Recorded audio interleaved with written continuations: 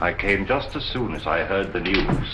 While you're enjoying that midnight snack, tune in to watch the best B-movies on Cleveland Classic Cinema. What began as a silly party given by an eccentric has now involved us all in murder. I ain't right, I'm just scared.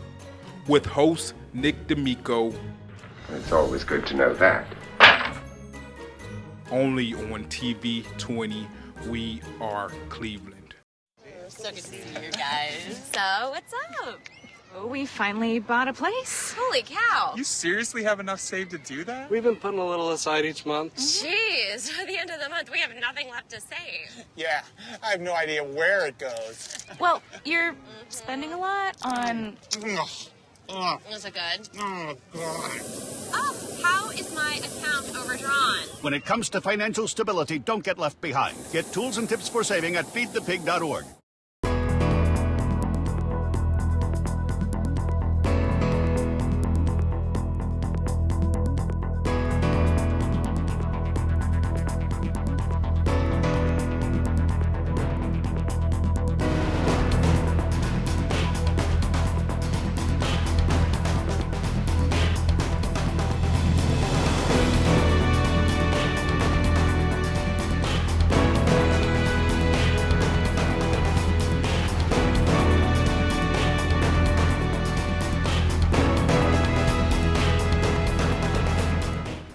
Thanks for tuning in to TV20's Weekly News Wrap-Up. I'm Leah Haslage. A big announcement was made about the naming rights for the Cleveland Convention Center. Here's Cuyahoga County Executive Armand Budish as he made the statement. Our downtown has been experiencing a renaissance, and we're committed to keeping the momentum going, which gives us all great optimism for the future. I'm pleased to announce that I will be introducing to County Council a 20-year, $10.3 million agreement with First Merit for the naming rights of the Cleveland Convention Center. Upon approval, it will be called the First Merit Convention Center of Cleveland. Cleveland Mayor Frank Jackson spoke on how this agreement would benefit the convention center. This money, the monies that we receive from this will go a long way to helping us completing the group plan. As you know, we always have plans, and then there's always the problem of how you implement them. Well, this is part of the implementation of the group plan, and it will allow us to do some investments in the malls that will really make this convention center not only continue to be state of the art, but really provide the kind of amenities on the rooftop on the malls that will really make this a real prime place where people will be able to walk and play and do things that you need to have done in the downtown area. First Merit Chairman, President, and CEO Paul Gregg is excited about this collaboration and says this is just another way for the First Merit to connect with the city of Cleveland. So supporting this great facility is one more way of connecting with the greater Cleveland community. Visitors across the Midwest and across the world will now have the ability to use and enjoy this facility, and we're proud that it's going to now be known as the First Merit Convention Center of Cleveland. No word yet on how the exterior signage will look, but stay with TV20 for all the details on this exciting story. In a press conference at Cleveland City Hall, Mayor Frank Jackson made an announcement as the next step in the city's road to reform. We're here today to announce that the Adams Board under Mr. Dennehan and the City of Cleveland had entered into MOU that really spells out the protocol and the format and the process and procedures of how do we deal with mental health and crisis intervention. The Adams Board, through the MOU with the City of Cleveland, is responsible to administer this whole process. And administering the process, I'm joined in a very happy working relationship with Ed Eckhart as chairing the Mental Health Advisory Committee. Truly the goal to behavioral health and our ability to get out in front of the crisis and diminish the overall community need for us responding to people in crisis is to ensure that these individuals are connected to all of the different resources that are available through the Adams Board, through our health systems, And one of the ways that we can make sure that we get that information is through these forms that our police officers complete when they interact with people in behavioral health crisis. And with crisis intervention, the goals that had been set there were, one, to assist individuals who are in crisis, to better protect the police and the families and other individuals interacting with police when there is a crisis of some involving mental health issues. The third thing is to try to work towards community and statewide solutions based on experience as it's gained. And then the fourth major goal that was addressed is trying to reduce the involvement of those with mental health crises with the criminal justice system itself, to try to work better to ensure a good result for those individuals as opposed to direct intervention with the justice system. Lead poison in the home has been an epidemic in Northeast Ohio for decades, but the U.S. Department of Housing and Urban Development has recognized the hard work both the city and county has been doing to diminish the problem and presented them with over $3 million in lead hazard reduction grants. I think this is an important moment for the community to acknowledge a significant amount of dollars that are being provided here by the Department of Housing and Urban Development to help us combat childhood lead poisoning, which we know is still a major issue in Cuyahoga County and in Cleveland. So today I'm happy to stand here on an occasion where we can celebrate good news for a change. Lead poisoning is an extreme threat of environmental proportions for the children of our community, and without aggressive and directed measures to mitigate and eradicate lead hazards, we put our children at risk of not being able to realize their full potential. As stated, we'll be able to treat through the lead hazard demonstration grant. We'll be able to treat 220 homes, but in addition to that, there's the Healthy Homes Supplement, which will allow us to treat an additional 80 of those homes for additional things like asthma hazards and things like that. Over $58 million has been invested or been awarded to this region as an investment in our children's futures. And as public servants, we have no greater responsibility than to leave our kids a world that is better than what our parents gave us. For us, community starts in the home, and HUD stands ready as the Department of Opportunity to work with you all to make these goals a reality. So thank you, and again, congratulations on your grant awards. At any given moment, jobs can open up with the City of Cleveland. The hiring process, however, may be a little different thanks to a new program the city has adopted. TV20 reporter Dan Monroe has more. The jobs are out there, and if you have all the right qualifications, you could be hired by the City of Cleveland. However, the hiring process at the city has changed and become more streamlined.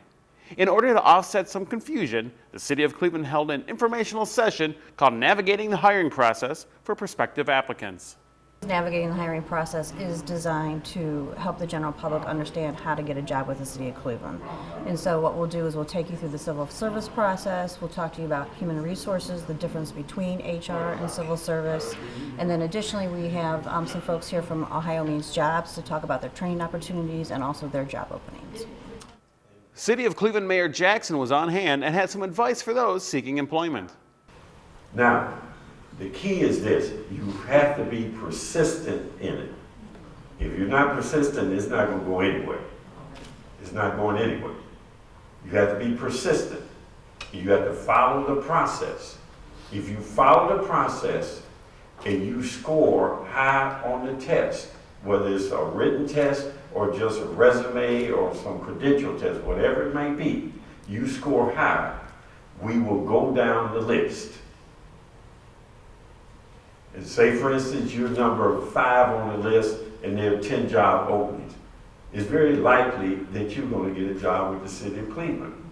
If you have a record, Mayor Jackson says apply anyway. I tell them, when we hire ex-felons, that's no issue with us. As a matter of fact, we taken a box off the application as to whether or not you're a felon, but we will do a background check.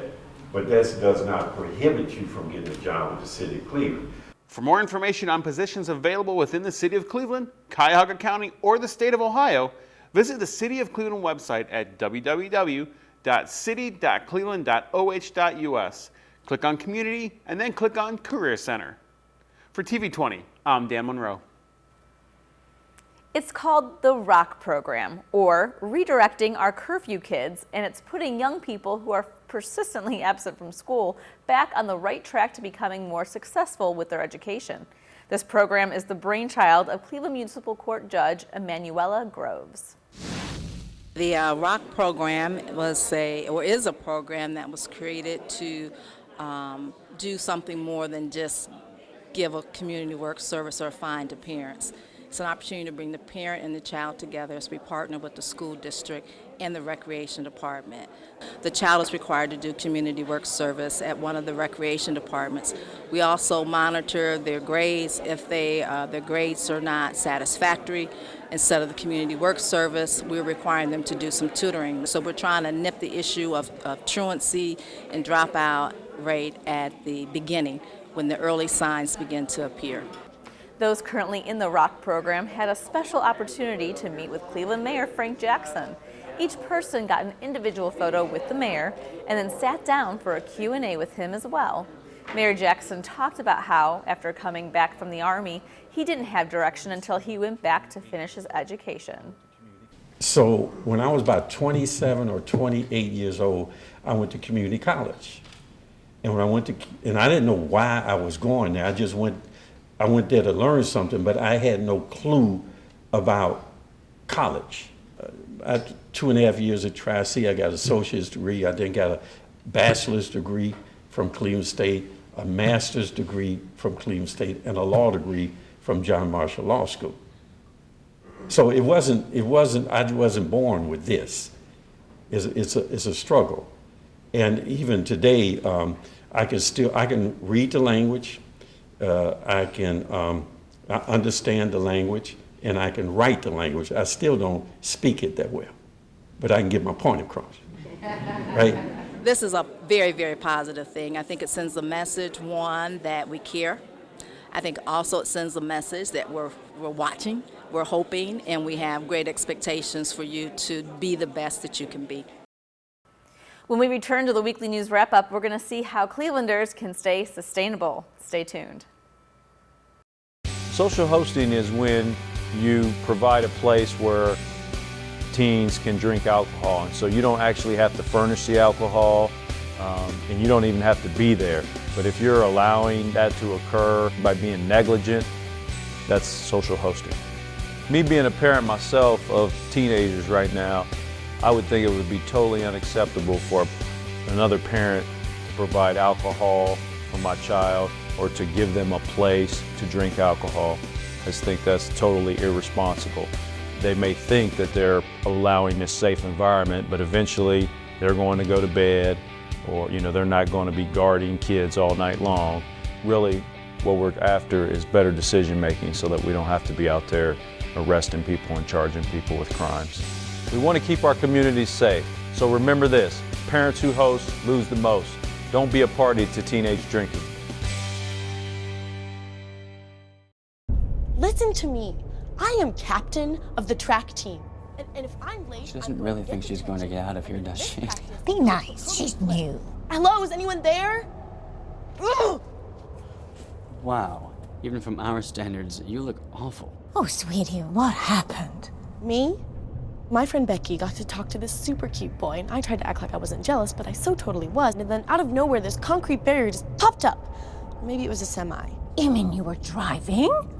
Yeah. I mean, I know the whole eyes on the road thing, but this was a super important text. Maybe you have to know, Becky. Texting? Great. But it was only like 5 seconds, and I'm a really, really fast texter, so it wasn't even a big deal. Actually, has she texted me back yet? Wow, I get like no bars in this place. I wonder if they have Wi-Fi here.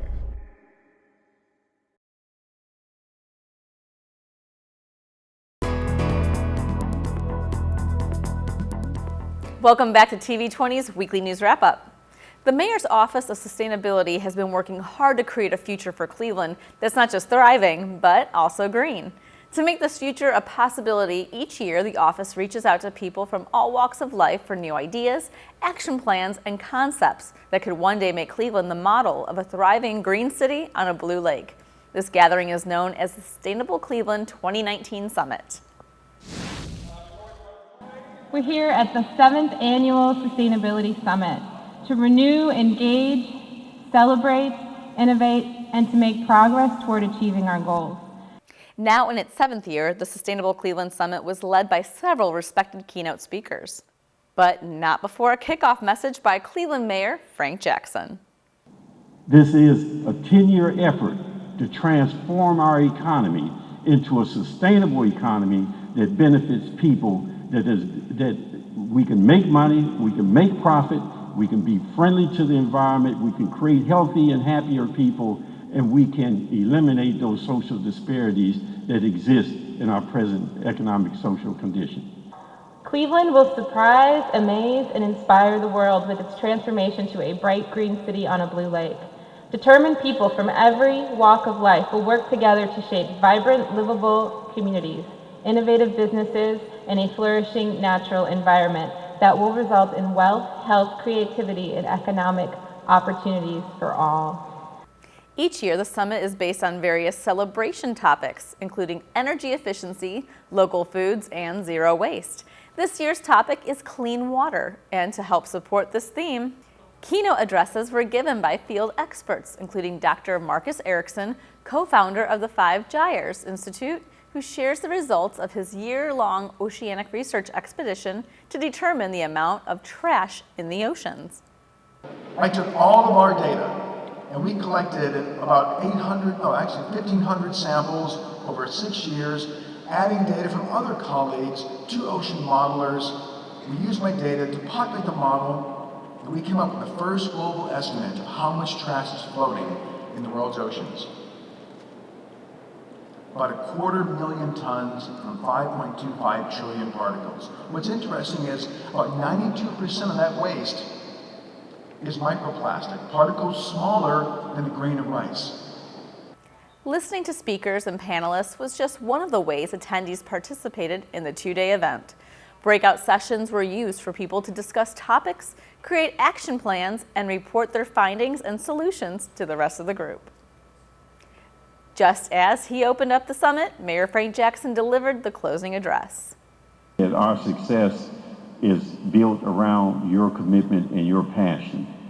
We can have conversations in government and as individuals about what should be done and what can be done, but you demonstrated by your commitment and passion to this every year. So next year is the year of transportation, and we will be working on that with the Stewardship Council and our sustainability group, and we look forward to seeing you next year. Thank you very much.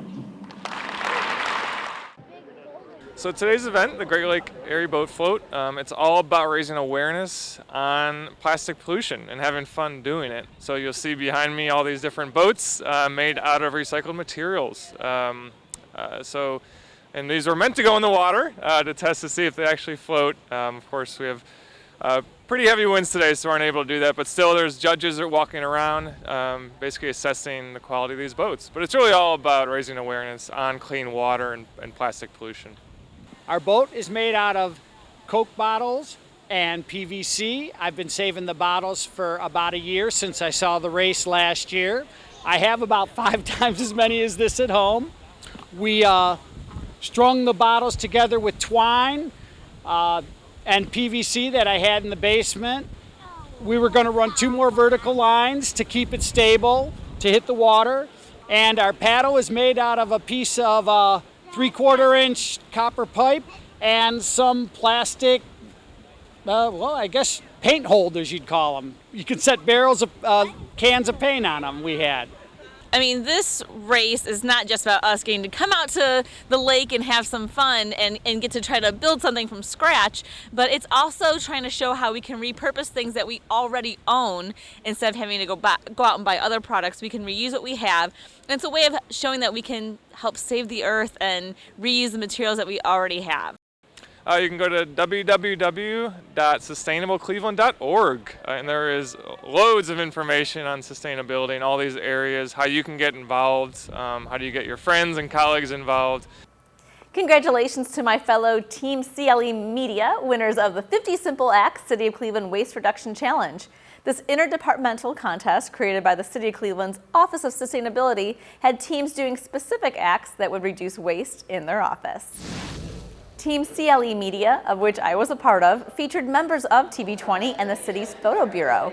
The prize we won was awesome. It was lunch with Mayor Frank Jackson high atop the terminal tower in the observation deck. The view is beautiful and the food was delicious. There were freebies given out as well as a raffle of special prizes. It was a great time as we all reflected on what we did and learned to reduce waste in our department. And speaking on behalf of Team CLE Media, we were honored to win the 50 Simple Acts Challenge. The waste reduction techniques we have learned don't end with the challenge, but will continue on in our office moving forward. And speaking of moving forward, the theme was Age Strong, Live Long at the 11th Annual Senior Walk, hosted by Mayor Frank Jackson, the City of Cleveland's Departments of Aging and Public Health. Seniors had a chance to do yoga, get free health screenings, and of course, walk. The goal of the yearly program is to encourage healthy lifestyles through good nutrition and exercise. For more information, visit the City of Cleveland website or call 216-664-2833. Meet Asa Newman. Asa was a member of the legendary Tuskegee Airmen during World War II. Actually, I worked with the Armament Section. I was Chief Armor in the 99th Pursuit Squadron. The Armament Section, we handled the guns, ammunition, bombs, gun sights, and that sort of thing. Mr. Newman was honored to meet Cleveland Mayor Frank Jackson and receive a special proclamation from the mayor commemorating Newman's years of military service. The mayor and Mr. Newman then sat down for a chat, the two discussed Newman's life and his service to our country. At 97 years old, Newman has one theory to the secret of his longevity. But what I think must have happened, somebody up there likes me. A special walk was held at West 6th and Lakeside Avenue, and as TV20 reporter Dan Monroe tells us, the theme of the walk may be a bit bizarre, but its message is very serious. It was a typical day on West 6th, and the women were lining up for some fun. Okay, so these were men in women's clothes lining up for some fun, but you get the idea. You see, this is the third annual Walk a Mile in Her Shoes event, where the men strap on their high heels and walk to raise awareness about violence against women. Today is Walk a Mile in Her Shoes, and what that really is men coming out and saying violence against women is just not acceptable, and they want to stand up against that violence and make a statement for all men to be part of the solution. So it's peer-to-peer fundraising, so the teams go out and they get the funds to raise the money for their team to win some awesome prizes. This walk is about standing up against domestic violence, as well as letting people know we will not tolerate any abuse in any form, whether physical, mental, or verbal. The shoes were stylish, the dresses were outrageous, and the legs were hairy. When the walk started, one thing became perfectly clear. Men look funny trying to walk in high heels. But at the end of the day, it's really about raising awareness and raising funds so we can support the victims and the families of the domestic violence in the Cuyahoga County area. If you would like more information on the Domestic Violence and Child Advocacy Center, they can go to our website, which is dvcac.org, and you can find all of our services and any of the information about our events on there. Cleveland-based entertainer Reggie Kelly performed at Mayor Jackson's Art in Everything Initiative event held at the City Hall Rotunda. I asked him what he thought of the initiative and how he reacted when he got the call to entertain in the historic space.